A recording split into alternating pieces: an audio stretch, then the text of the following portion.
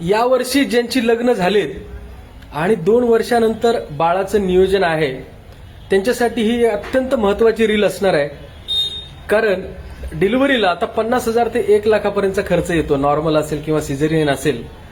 तर तुम्ही health insurance mediclaim policy जर घेतली तर त्याच्यामध्ये तुम्हाला तो खर्च कव्हर होतो. पण 2 वर्ष त्याला वेटिंग पिरियड असतं मित्रांनो, लक्षात घ्या. त्यामुळे तुम्ही जेवढं लवकर हेल्थ इन्शुरन्स घ्याल तेवढं तुमचा डिलिव्हरीचा खर्च पण त्याच्यामध्ये कव्हर होणार आहे. 2 बाळापर्यंतचा डिलिव्हरीचा खर्च हेल्थ इन्शुरन्समध्ये कव्हर होतो. आणि खर्च काय फार नसतो त्याला. 5 लाखाच्या पॉलिसीला साधारण 15,000 रुपये आणि 10 लाखाच्या पॉलिसीला एक 18,000 रुपयापर्यंत तुम्हाला खर्च येतो वर्षाला.